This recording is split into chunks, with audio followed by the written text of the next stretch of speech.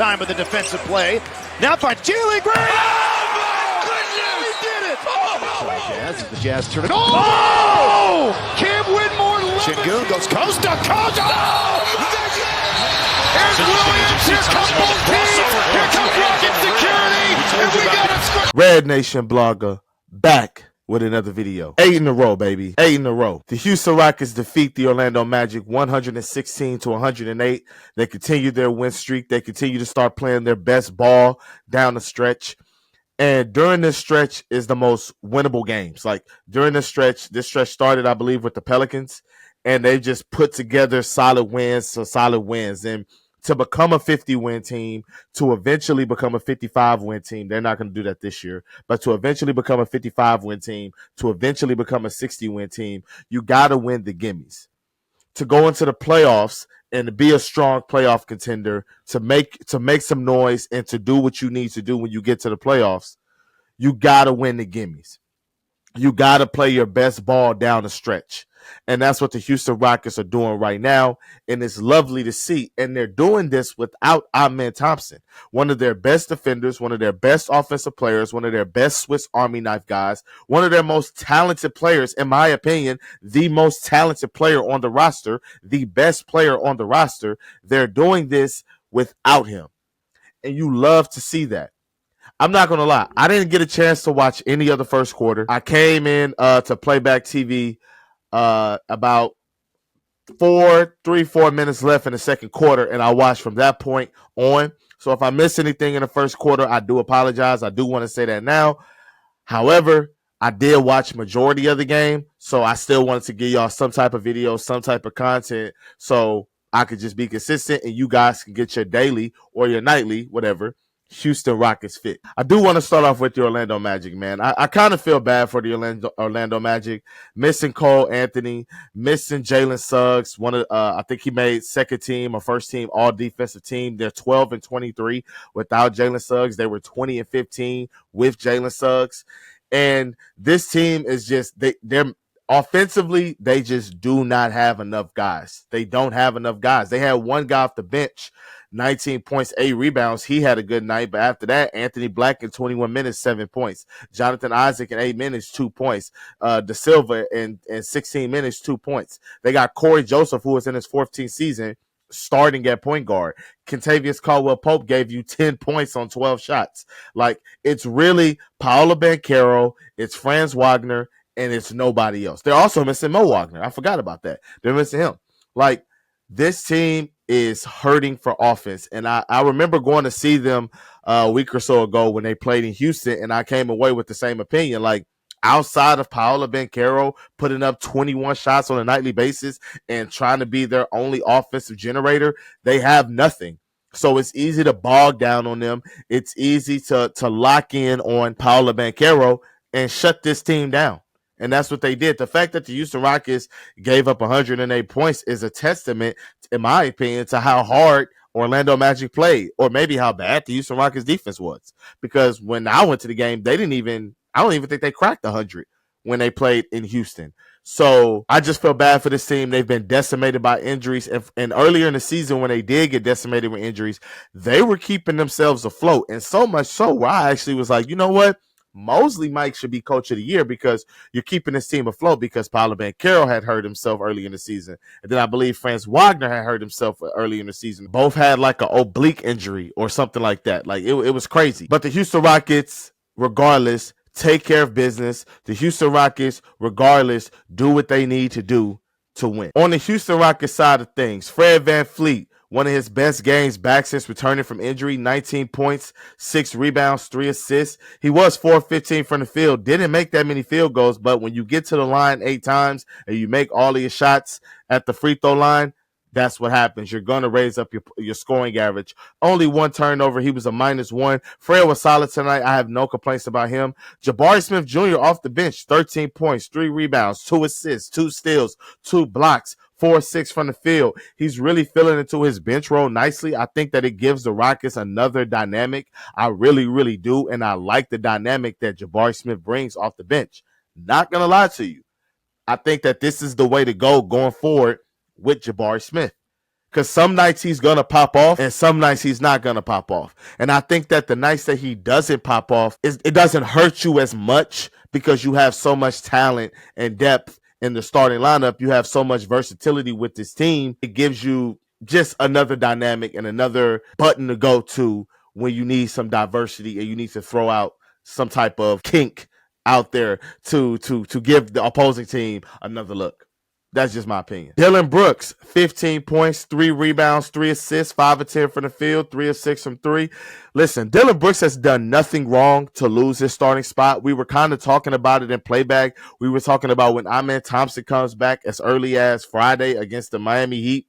Like, what would the starting lineup be? Would there be any changes? Would Amen be going to the bench? Would Tari be going back to the bench? By the way, the Rockets are 10-0 in games that Tari Eason has started this season, but that's neither here nor there. And, you know, Bias Houston, my guy Will, he said, what about Fred? And in a million years, I don't think it's going to happen. I don't think that this season Ime Udoka is going to put Fred VanVleet on the bench. I don't see it. I don't see it. However, it is an interesting thought to have. You know what I mean? Because it gives the team another dynamic. It gives you a 6-man threat off the bench. We seen what Fred VanVleet did in the 2019 playoffs when he came off the bench and he won a championship with the Toronto Raptors. We saw his value. We saw his impact. So it's not like Fred can't do it or he doesn't have the capability. But I ultimately believe that that's going to be Fred's role next season. When they bring him back on a lower deal worth lower money with more years, I think that Fred is going to go to the bench, and I think the starting lineup is going to be completely different from what we see. I think this team and this roster may look completely different from what we see now. Let's get to the best part of the show, my favorite part of the show, the good. Steven Adams, listen, y'all, 3 points, 6 rebounds, plus 22. 3 points, 6 rebounds, 22 minutes and 49 seconds, plus 22. The guy's a stud. All he does is impact the Rockets positively when the double big lineup was in there or when he's just spelling Sengun and giving him minutes, especially versus a team like Orlando. I don't want to see Steven Adams against 5-out offenses where everybody can shoot. I don't want to see Steven Adams matched up against a Kristaps Porzingis or a Miles Turner, a big that can shoot the 3 and stretch the floor. I don't want to see Steven Adams in those matchups. But matchups like this, matchups versus the Bulls, matchups versus the Pelicans and all that, this is when you can throw that out. Matchup against the Dallas Mavericks, this is when you can throw that double big out there and you can see Steven Adams' impact. And I'm going to tell y'all something. Alperen Sengun at the 4 is completely different from Alperen Sengun at the 5.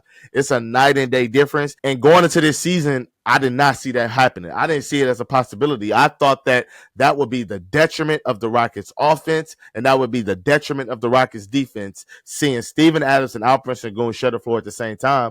But lo and behold, it's worked. The other good, I just mentioned them. 22 points, 12 rebounds, 4 assists. Alperen Sengun, 9 of 18 from the floor, 1 of 2 from 3.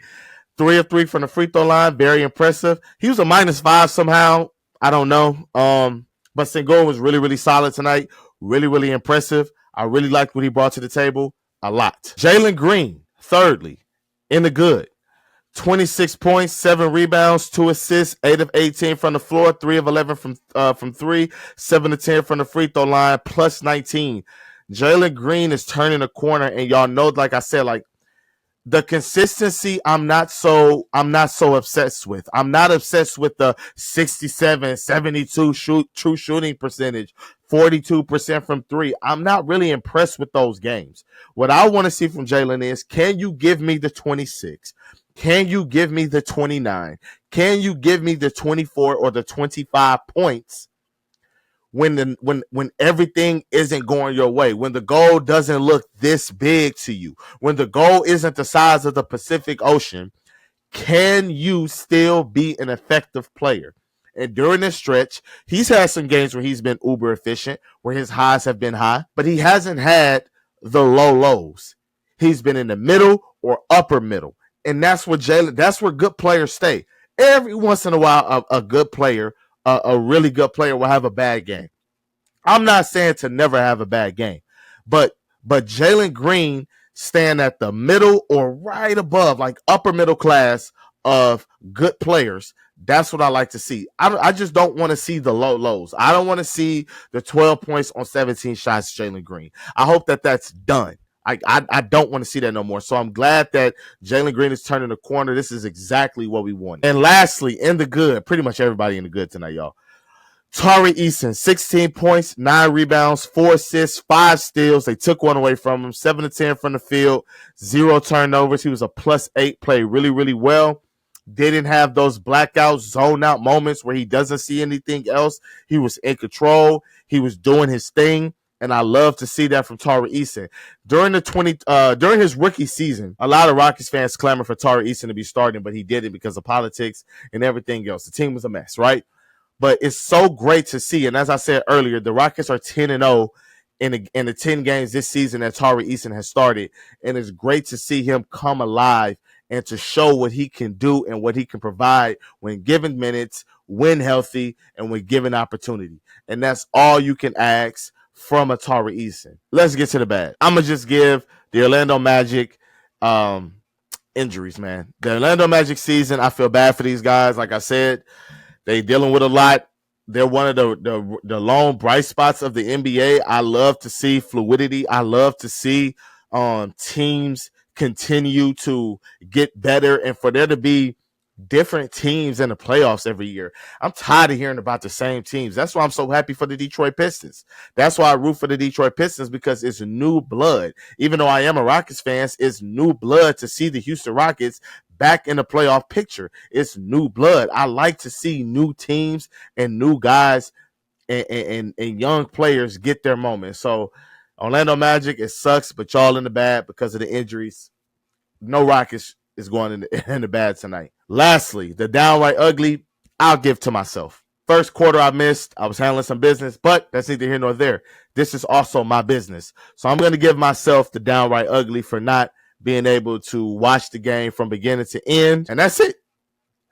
As always, guys, thank you for watching. Please like and subscribe, comment below.